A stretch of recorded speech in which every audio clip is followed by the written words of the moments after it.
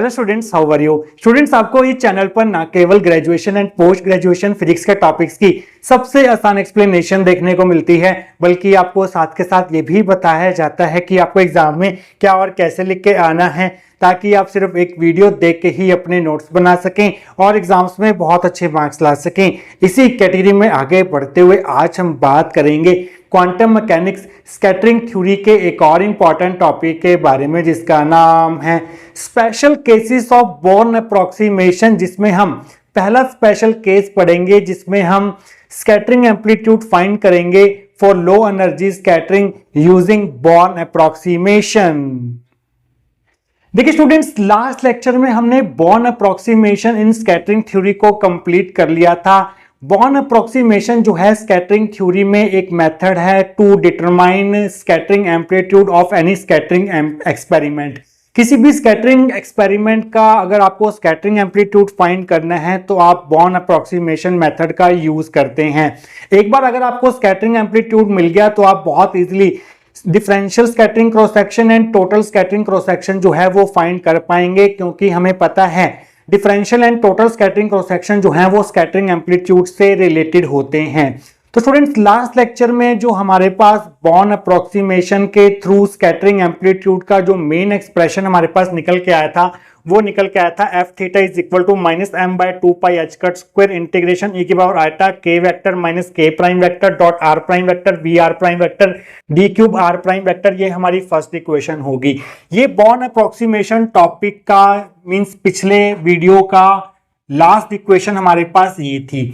अब हमें क्या करना है, इस इक्वेशन को रिड्यूस करना है किसके लिए, लो एनर्जी स्कैटरिंग के केस के लिए। अगर हमारे इंसिडेंट पार्टिकल की एनर्जी लो है तो उस केस में ये स्कैटरिंग एम्पलीट्यूड किस फॉर्म में ट्रांसफॉर्म होगा वो हमें आज के लेक्चर में देखना है, क्योंकि लो एनर्जी स्कैटरिंग के ऊपर आपको एग्जाम में न्यूमेरिकल पूछे जा सकते हैं। तो जो आज हम फॉर्मूला ड्राइव करेंगे scattering amplitude for low energy scattering using Born approximation का, वो न्यूमेरिकल पर्पस के लिए भी काफी इंपॉर्टेंट है। तो स्टूडेंट्स, आप हेडिंग बना लीजिए special cases of Born approximation, जिसमें आज हम पहला केस डिस्कस करेंगे scattering amplitude for low energy scattering using Born approximation. According to Born approximation method, the scattering amplitude of any scattering experiment is given by Born approximation method के द्वारा किसी भी scattering experiment का जो scattering amplitude हमने find किया था पिछले लेक्चर में, वो कुछ इस प्रकार से था f theta is equal to minus m by 2 pi h cut square integration e की power eta k vector minus k prime vector dot r prime vector v r prime vector d cube r prime. ये हमारी first equation होगी,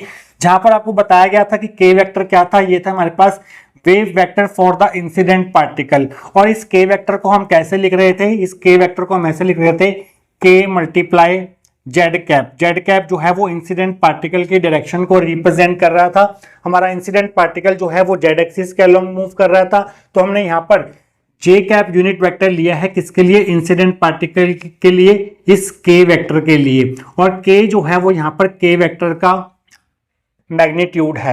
इसी तरह से जो यहाँ पर के प्राइम वेक्टर है वो वेव वेक्टर है किसका, स्कैटर्ड पार्टिकल का।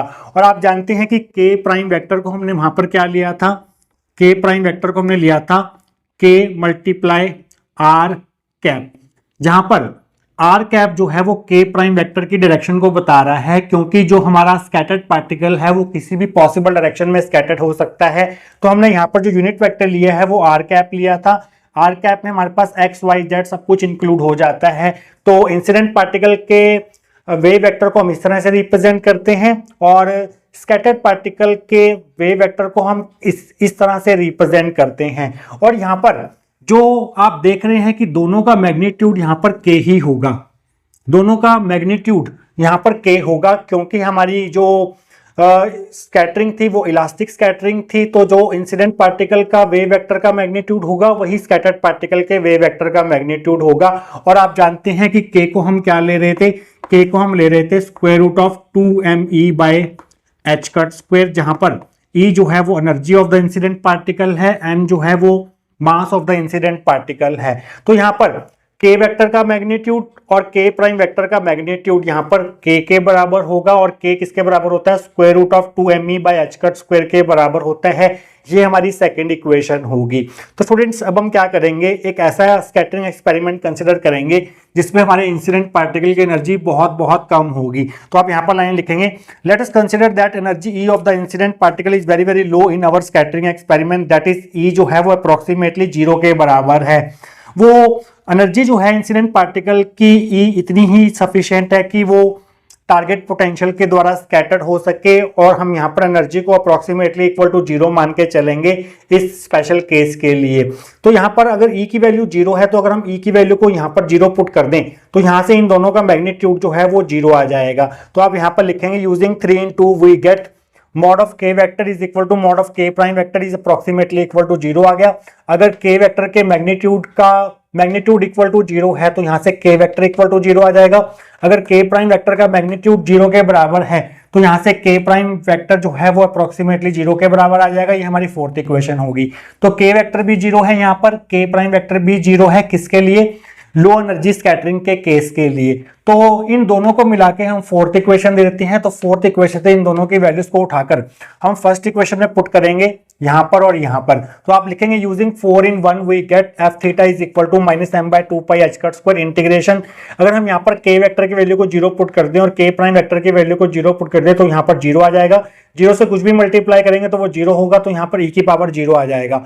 We are prime vector D cube are prime vector, तो e की पावर 0 1 होता है, तो सिंपली एफ थीटा जो है वो रह जाएगा -m/2 pi H cut square integration v are prime vector D cube are prime vector. देखिए स्टूडेंट्स, ये इंटीग्रेशन जो है वो आर प्राइम वेक्टर के रिस्पेक्ट में है। यहाँ पर जो वेरिएबल है वो आर प्राइम है।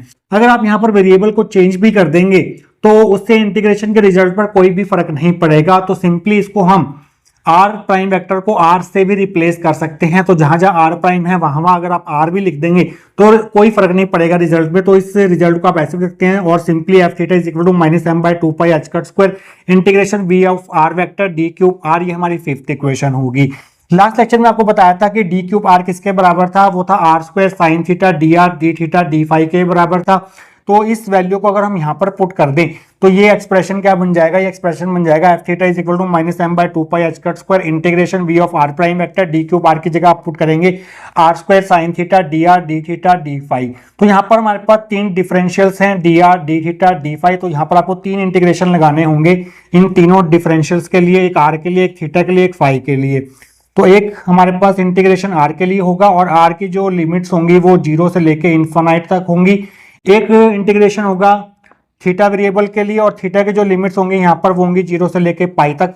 और एक इंटीग्रल हमारे पास फाई के लिए होगा और फाई की जो लिमिट्स होंगी यहाँ पर वो 0 से लेके 2 पाई तक होंगी। तो फाइनल एक्सप्रेशन जो होगा scattering amplitude for low energy scattering using born approximation का वो ये होगा। तो न्यूमेरिकल्स में आपको ये फॉर्मूला जो है वो यूज करना होगा अगर आपको लो एनर्जी स्कैटरिंग के लिए स्कैटरिंग एम्पलीट्यूड निकालने को बोला जाता है यूजिंग बॉर्न अप्रोक्सीमेशन। आपको वैल्यूज दी होंगी, पोटेंशियल दिया होगा और बाकी की जो कांस्टेंट वैल्यूज हैं वो तो आपको पता ही है, मास पार्टिकल का, इंसिडेंट पार्टिकल का आपको दिया होगा, एच का जो है वो कांस्टेंट है। तो आप बड़ी आसानी से इस इंटीग्रेशन को सॉल्व करके एफ थीटा निकाल सकते हैं। अगर आपको एफ थीटा मिल गया तो आप बहुत इजीली लो एनर्जी स्कैटरिंग के लिए differential and total scattering cross section जो है वो फाइंड कर सकते हैं। उस न्यूमेरिकल को हम नेक्स्ट लेक्चर में डिस्कस करेंगे। उस न्यूमेरिकल का एक स्पेशल नेम भी होगा, तो जब हम लेक्चर डिस्कस करेंगे तब आपको वो स्पेशल नेम भी पता चलेगा। तो आप लास्ट में एक लाइन लिखेंगे, equation 6 represent scattering amplitude for low energy scattering using born approximation. तो नेक्स्ट न्यूमेरिकल के लिए नेक्स्ट एक तरह का वो टॉपिक ही है, तो उस टॉपिक के लिए आपको ये फॉर्मूला जो है वो याद रखना होगा। ये फॉर्मूला हम वहां पर डायरेक्ट यूज करेंगे। हम सीधा लिखेंगे कि स्कैटरिंग एम्पलीट्यूड जो है लो एनर्जी स्कैटरिंग के लिए यूजिंग बॉर्न अप्रोक्सीमेशन वो ये होता है। वहां से उस टॉपिक की जो है वो शुरुआत करेंगे इसी रिजल्ट के साथ। तो मिलेंगे इस स्पेशल केस नंबर 1 से रिलेटेड न्यूमेरिकल के साथ नेक्स्ट लेक्चर में। Till then take care.